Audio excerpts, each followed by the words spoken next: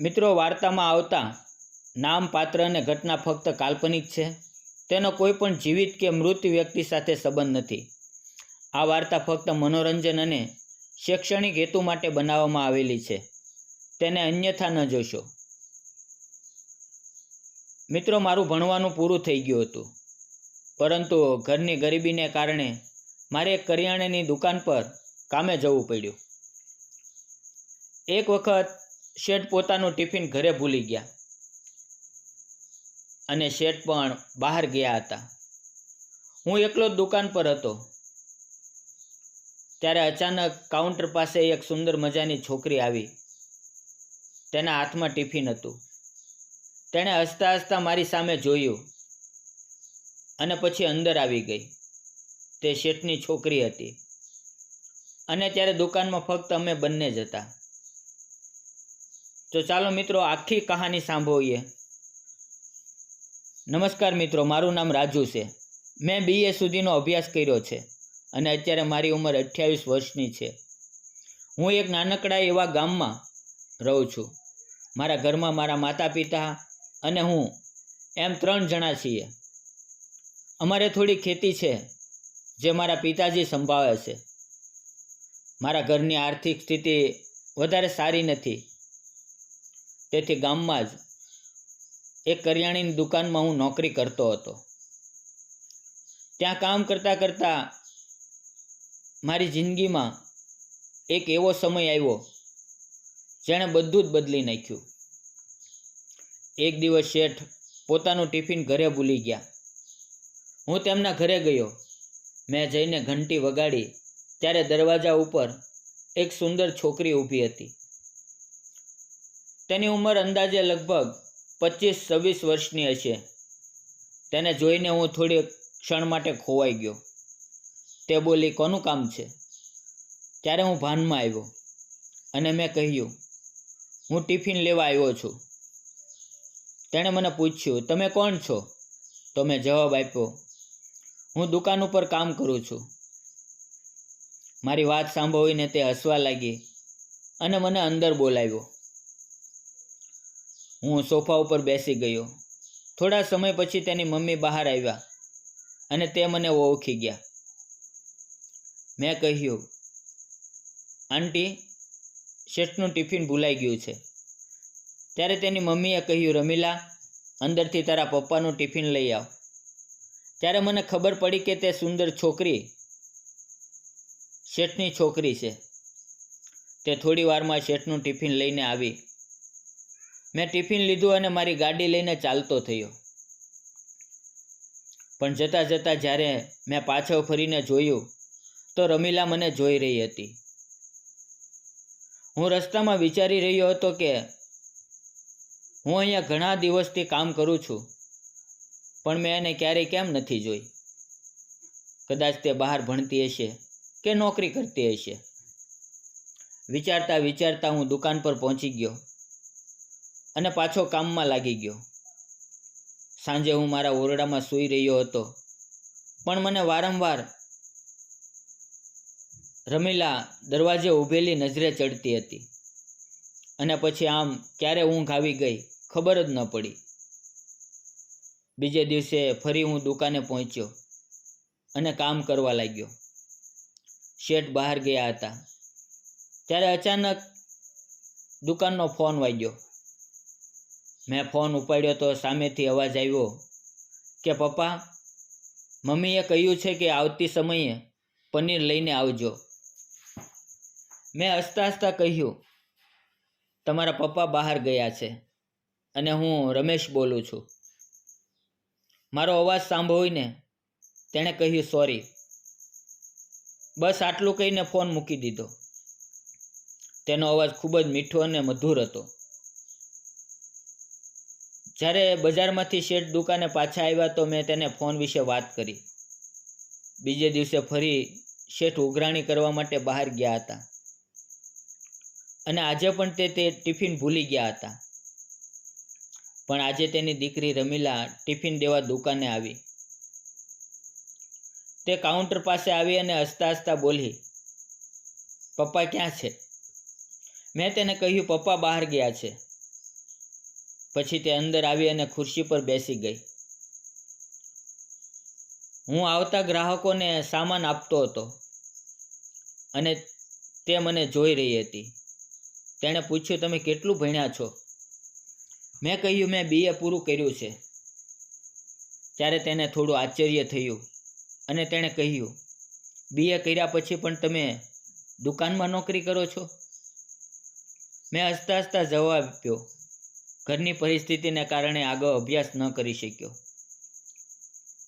અને મારે નોકરી કરવી પડી. મેં રમીલાને પૂછ્યું, મેં તમને પહેલાં ક્યારેય કેમ નથી જોયા? શું તમે બહાર રહેતા હતા? ત્યારે તે બોલી, હા, હું મારા અભ્યાસ માટે બહાર હતી. હવે અભ્યાસ પૂરો કરીને હું પાછી આવી ગઈ છું અને એક સારી નોકરી શોધી રહી છું. અમે બંને વાતો કરી રહ્યા હતા ત્યારે તેના પિતાજી અંદર આવ્યા. તેણે પિતાજી સાથે વાત કરી અને ટિફિન આપીને મારી સામે જોઈને હસતા હસતા ચાલી ગઈ. આ જ રીતે થોડા દિવસ પસાર થઈ ગયા. એક દિવસ શેઠ કોઈ કામ માટે શહેરમાં ગયા હતા અને ત્યારે ત્યાં તેનું એક્સિડન્ટ થઈ ગયું અને હું તરત દુકાનનું બંધ કરીને શહેરમાં પહોંચી ગયો. ડૉક્ટરે કહ્યું કે તેના પગ પર ઓપરેશન કરવું જરૂરી છે. પછી તેના પગને સર્જરી શરૂ થઈ અને મેં પણ ફોન કરીને તેના ઘરે જણાવી દીધું. મારી વાત સાંભળીને તે બંને ખૂબ ગભરાઈ ગયા અને રડવા લાગ્યા. પછી હું થોડા દિવસ શેઠની પાસે શહેરમાં રોકાઈને હોસ્પિટલમાં તેની સેવા કરતો રહ્યો. 7-8 દિવસ હોસ્પિટલમાં રહ્યા પછી અમે ઘરે આવતા રહ્યા અને પછી હું એકલો જ દુકાન ચલાવતો રહ્યો. એક દિવસ સવારે લગભગ 9 વાગ્યે રમીલા દુકાન પર આવી. મેં તેને પૂછ્યું, તમે અહીંયા કેમ આવ્યા છો? તમારે તમારા પપ્પા પાસે રહેવું જોઈએ. તો તેણે હસતા હસતા કહ્યું, મમ્મી તેની પાસે છે અને પપ્પાએ પણ મને કહ્યું છે કે થોડો સમય દુકાન પર જઈને રમેશને મદદ કર. રમીલા સાથે કામ કરવું અને વાતો કરવી મને ખૂબ ગમતી હતી. સમય કેવી રીતે પસાર થઈ જાય તેની ખબર જ ન પડતી. હવે તે રોજ દુકાન ઉપર આવવા લાગી અને અમારી વચ્ચે એક ઊંડો સંબંધ બનવા લાગ્યો. રમીલા મને ખૂબ ગમવા લાગી હતી, પરંતુ હું ગરીબ ઘરનો અને તે અમીર ઘરની છોકરી હતી. બપોરે દુકાન 1 કલાક માટે બંધ રહેતી. ત્યારે અમે શટર અડધું નીચું કરીને ત્યાં જ ભોજન કરતા. આજે અમે ભોજન કરી રહ્યા હતા. હું તેને જોઈ રહ્યો હતો અને તે શરમાઈ રહી હતી. થોડીવાર પછી તે બોલી, રમેશ, તમે અમારા માટે કેટલું બધું કામ કરો છો. તે મારા પપ્પાની મુશ્કેલીના સમયમાં મદદ કરી. તમે એકલા દુકાન સંભાળો છો. આટલું કહેતા કહેતા રમીલાએ મારો હાથ પોતાના હાથમાં લઈ લીધો, પણ મેં તેની વાતનો જવાબ ન આપ્યો. હું સાંજે જ્યારે રમીલાને તેના ઘરે મૂકવા ગયો ત્યારે મેં શેઠની મુલાકાત લીધી અને કહ્યું, માલિક, મને માફ કરજો, હું કાલથી કામ પર નહીં આવી શકું. તેણે મારી સામે આશ્ચર્યથી જોયું અને કહ્યું, શું થયું? મેં કહ્યું, રમીલા સાથે રોજ દુકાન ઉપર રહીને અમારા બંને વચ્ચે પ્રેમ થઈ ગયો છે. હું તમને છેતરવા નથી માંગતો, તેથી તમે કોઈ બીજાને રાખી લો. આટલું કહીને હું સીધો ઘરે આવી ગયો. આમ 1 અઠવાડિયું વીતી ગયું. હું ઘરે જ હતો. કોઈ પણ કામમાં મન નહોતું લાગતું. મારી આંખોની સામે વારંવાર રમીલાનો ચહેરો આવતો હતો. ત્યારે અચાનક મારા ઘરની સામે એક કાર આવીને ઊભી રહી ગઈ. મેં બારીમાંથી જોયું તો તે શેઠની ગાડી હતી. શેઠ ગાડીમાંથી ઉતર્યા. તેની સાથે રમીલા અને તેની મમ્મી પણ હતી. મેં દરવાજો ખોલ્યો અને તેને બેસવાનું કહ્યું. પછી પાણી આપ્યું. મારા માતા પિતા પણ ઘરે જ હતા. મેં જાતે ચા બનાવી અને ત્રણેયને આપી. ત્યારે રમીલાના પિતાજીએ કહ્યું, રમેશ, તે જ્યારથી દુકાન ઉપર આવવાનું બંધ કર્યું છે ત્યારથી રમીલાએ ખાવાનું અને પીવાનું બંધ કરી દીધું છે. તે અમારી સાથે પણ વાત નથી કરતી. હંમેશા ઉદાસ રહે છે. મારા જીવનમાં મેં તારા જેવો ઈમાનદાર માણસ ક્યારેય નથી જોયો.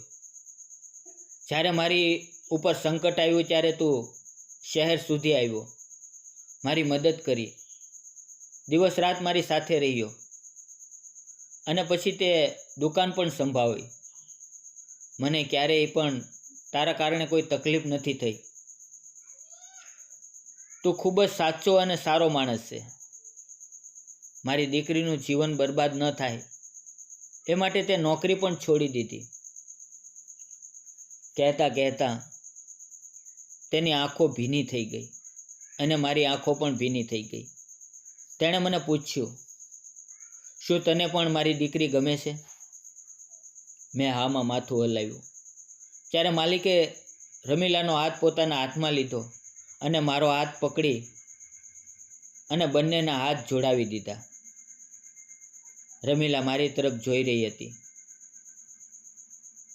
તેની આંખોમાં પણ આંસુ હતા. શેઠ બોલ્યા, આજથી રમીલા તારી છે. હું અને રમીલા બંને માતા પિતાના ચરણોમાં વંદન કરવા માટે ઝૂકી ગયા. તેણે અમને આશીર્વાદ આપ્યા અને માથા પર હાથ ફેરવ્યો. થોડા દિવસમાં અમારા લગ્ન ધામધૂમથી થયા. બંને પરિવારો ખુશ હતા. મારા માતા પિતા પણ ખૂબ પ્રસન્ન હતા. લગ્ન પછી રમીલા મારા ઘરે આવી અને તે ખૂબ જ ખુશ રહેવા લાગી. હું ફરીથી શેઠની દુકાન ઉપર કામ કરવા લાગ્યો. હું અને રમીલા હવે ખુશીથી જીવન જીવી રહ્યા છીએ. મિત્રો, મને લાગે છે કે સાચો પ્રેમ ક્યારેય જાતપાત, પરિસ્થિતિ કે સ્થિતિ જોઈને થતો નથી. રમેશની ઈમાનદારી, તેની સેવા અને તેની નિષ્ઠાને રમીલાના પિતાજીએ ઓળખી અને પોતાની દીકરીનું ભવિષ્ય ધન દોલતની જગ્યાએ એક સારા માણસના હાથમાં સોંપવાનું યોગ્ય સમજ્યું. આ જ અસલી માનવતા છે. આજના સમયમાં લોકો પૈસા, હોદ્દો અને સમાજની રાહ જોઈને નિર્ણય કરે છે, પરંતુ અસલી અર્થ એ છે કે માણસ કેવો છે. પ્રેમ હંમેશા ઈમાનદારીથી કરો.